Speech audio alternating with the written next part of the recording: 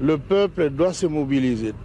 Tout le monde se préparer pour confronter l'ennemi.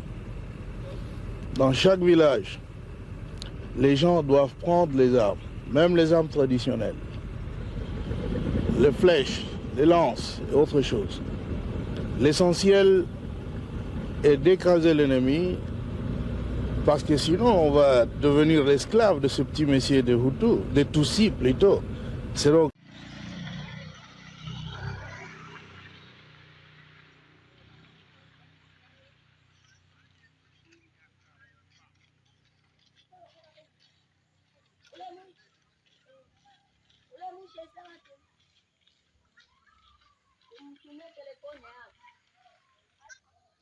Voilà, ici nous nous trouvons à Logou. Logou, c'est à l'entrée principale qui mène vers Bissié, où il y a l'exploitation de l'étain par la société Alphamine Bissié Mining. Et si vous trouvez une longue queue de camions qui viennent transporter, amener toute la richesse minière qui est en train d'être exploitée sur le site de Bissié. Voilà autant de camions. C'est presque tous les jours le même mouvement qui se fait ici. Quand on vous dit que chaque véhicule transporte plus ou moins 8 tonnes et chaque camion doit faire 2 rotations le jour, c'est que chaque camion a 16 tonnes le jour avec tous ces camions. Imaginez la quantité d'étain qui est en train d'être exploité ici et exporté. Mais en contrepartie, posez-vous des questions. Qu'est-ce que nous gagnons? Qu'est-ce que nous avons comme retombé sur le plan du développement du territoire de Walikale? Parce que Walikale est resté ce que nous avons connu par le passé et jusqu'aujourd'hui. Mais dans l'entretemps, c'est de la richesse qui part. Et là où on creuse, il n'y a rien qui se développe davantage.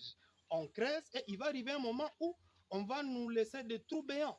Et finalement, même l'agriculture ne sera plus développée sur ces sols-là parce que ça sera un sol qui n'est plus riche. Et donc, il est temps que notre conscience s'éveille afin que nous travaillions et que cette richesse profite réellement au territoire de Walikale, à la population de Walikale, à la province du Nord Kivu et à toute la République démocratique du Congo. Donc il est temps, il ne faut plus dormir, il faut se réveiller pour aider notre population à tirer profit de sa richesse. J'enregistre ce message que je transmets à toute la population congolaise de par le monde. La fameuse réunion qui va se tenir à Bruxelles a 2 volets. C'est un message que les Européens et les Américains veulent adresser au monde entier pour la balkanisation de notre pays. C'est dans ce sens-là qu'ils ont commencé par faire des intimidations et de faux bruits d'un coup d'État. Il est déjà préparé par la communauté internationale à l'occasion de cette rencontre de l'Union africaine et de l'Union européenne. Un discours est prévu. Le premier orateur sera le Tutsi rwandais Kagame Paul. Il va s'adresser au monde entier. Et son discours sera axé sur la grande étendue de notre pays.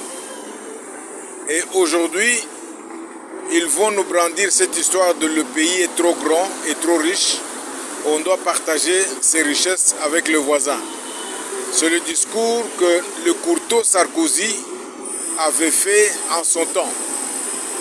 Et dans le programme de ce discours, le premier à prendre parole, comme je l'ai dit tantôt, ça sera Kagame, suivi des autres intervenants. À l'issue du discours de Kagame, il y aura des ovations nourries jusqu'à la fin et la salle va se vider. C'est déjà connu et c'est comme ça que ça va se passer. Alors, nous regretterons souvent que notre population ne fait pas attention à ces histoires qui se trament contre leur pays. Et après le discours de Kagame, la salle va se vider et quand le président de la République démocratique du Congo va monter sur le podium, la salle sera complètement vide. et c'était déjà connu. Et c'est ça le but de cette réunion qui se tiendra à Bruxelles. Vous Congolais, où que vous soyez, tenez-vous debout, propagez la nouvelle, exigez à ce que cette opération ne passe pas. Pas un seul centimètre du Congo démocratique ne sera donné à ces envahisseurs, à cet outil, le pouvoir connu. Les creuseurs artisanaux œuvrent dans les sites miniers de Luhihi en territoire de Kabare au sud Kivu se disent préoccupés par les changements climatiques qui s'observent ces derniers temps dans leurs sites. C'est notamment l'absence des arbres sur ces sites qui hébergent plus de 2000 creuseurs artisanaux qui exercent leurs activités quotidiennes. Cette situation est à la base de plusieurs accidents miniers liés notamment à l'asphyxie des orpailleurs, estiment certains d'entre eux. Sous l'encadrement de